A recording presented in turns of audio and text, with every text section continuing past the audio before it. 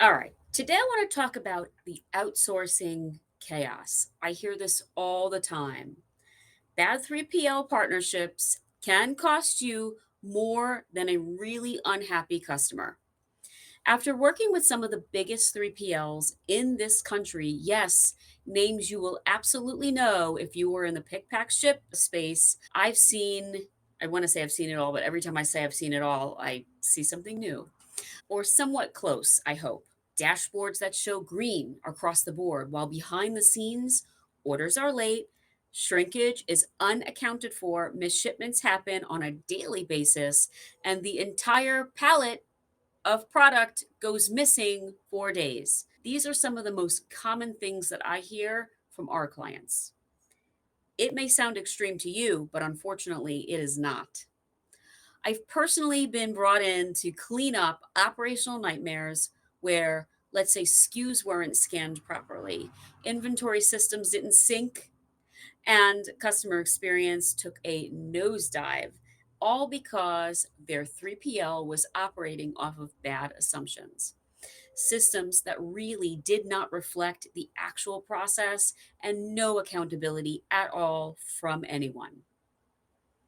Now, in this video, we're going to break down why 3PL relationships fall apart and how to fix it. If you decide you're going to continue to outsource your pick pack operations, I'll help you fix relationships with your 3PL partners so that your supply chain stops being a liability and starts becoming a competitive advantage. Let's start with a growing dependency on 3PLs. Now, third party logistics has exploded over the last, let's say, 10 years.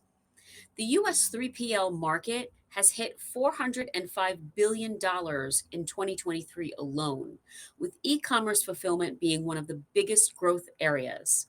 But while you don't see this in the headlines, the consequences of poor outsourcing can be really costly. And when I say poor outsourcing, that doesn't mean big name versus no name or spend more for a better service. Let me give you a real world example. Amazon and XPO Logistics, this happened back in 2018 when Amazon cut ties with XPO Logistics. Now, to give you some background on XPO, they are a massive, what we refer to as LTL mover or less than truckload shipping mover of goods. Okay. Now, I'm not knocking XPO on their operations because I've not personally worked with them, but this is a real example to help you better understand that it's not about a big name versus a small name or vice versa. The name of the company or how much money you spend also is not really relevant.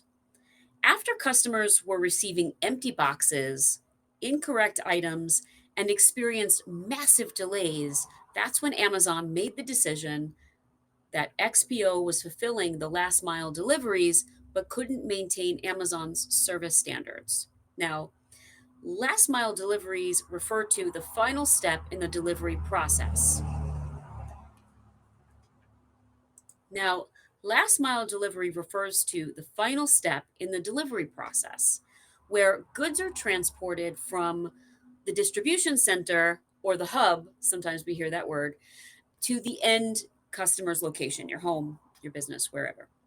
Now, according to the former XPO, Amazon, according to a former XPO insider, used XPO for also warehousing and last mile delivery. It said that Amazon cut their business agreement by two-thirds. Now, that's important to understand because Amazon didn't wait around. They pulled out the deal publicly. That should tell you everything you need to know about how serious 3PL missteps are and how serious they're taken at an enterprise level. Now, let me give you one more example. This one you may have actually seen.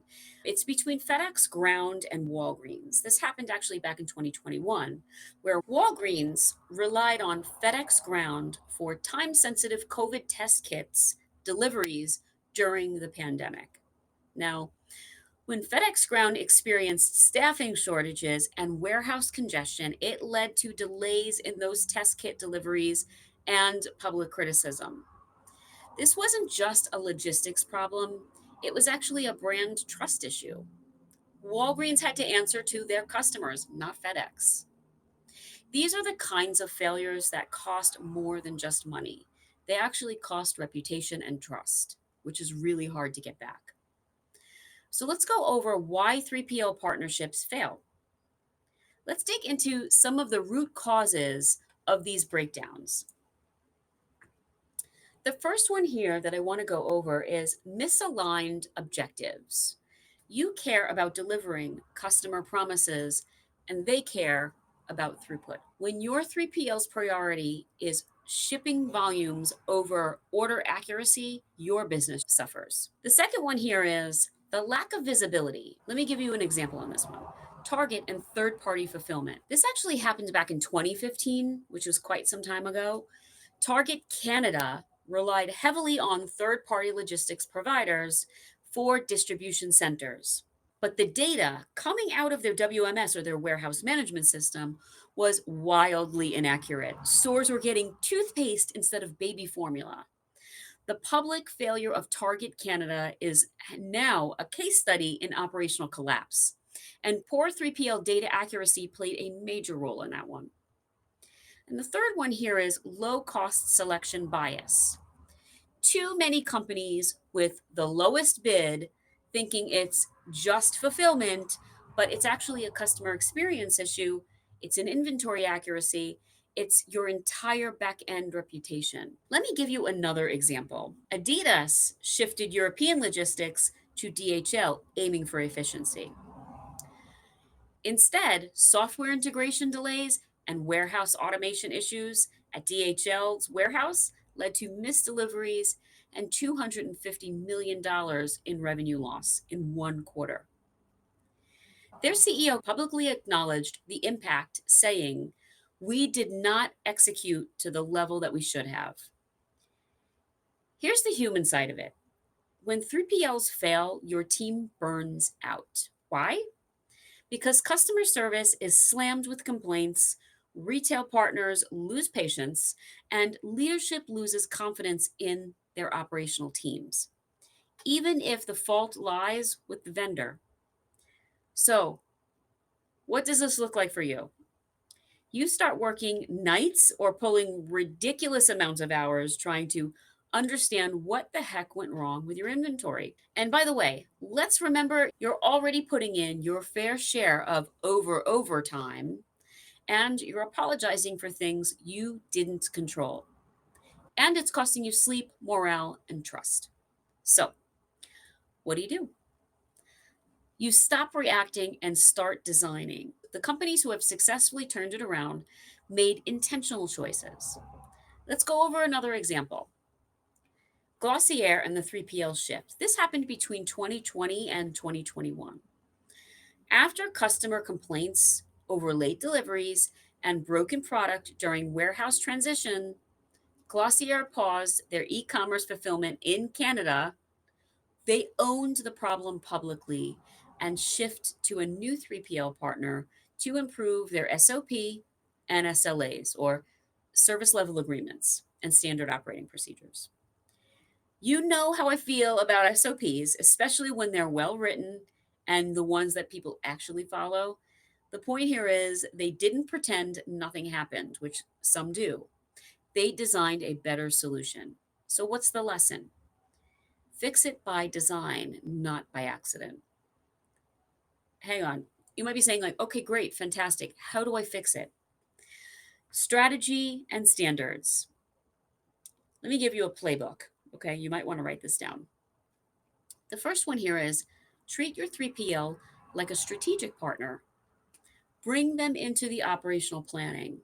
Make sure that they understand your brand standards, not just your SKUs. The second thing here is define your KPIs that drive behavior. That includes order accuracy rates, inventory accuracy, that means cycle counting reconciliation, on time delivery rates, customer complaint ratios tied to fulfillment, return rates due to fulfillment errors. Walmart, for example, is really great at this. They penalize suppliers and 3PLs that fail their OTIF, on time, in full targets. That's accountability. Now, you may not be a Walmart level of leverage, but you can still add this to your contract and your SLA negotiations. Okay. Next, here is your SLA with teeth. Okay. Write service level agreements that include real penalties, response times, escalation procedures, and clear definitions of failure. Don't let your 3PL tell you we're doing our best. You need metrics, not vibes, okay? And lastly, here, audit everything quarterly. Even if things seem fine, Target Canada thought it was fine until it wasn't. Use test orders, review exception reports, monitor shrinkage, and demand real time data, not monthly reports with creative formatting. Now, there is a little bit of a challenge. Here's what I want you to ask yourself this week. Is your 3PL aligned with your brand values? Are they helping you scale or forcing your team to triage their errors? And are you running a supply chain or just hoping that it doesn't implode? Let me say it again. Bad 3PL partnerships cost you more than unhappy customers. If you're ready to assess your fulfillment strategy, get serious about SLAs, or fix a relationship that's quietly bleeding your margins, let's talk. I'm the founder of CPC. We help companies stop reacting to the chaos and start building systems by design. If you have a 3PL horror story and you want to share it, drop it in the comments below. Be sure to subscribe for more tactical advice on operations, logistics, and strategy. And if you need help realigning your back-end operations, reach out. Let's build something better by design, not by accident. I'll see you next time.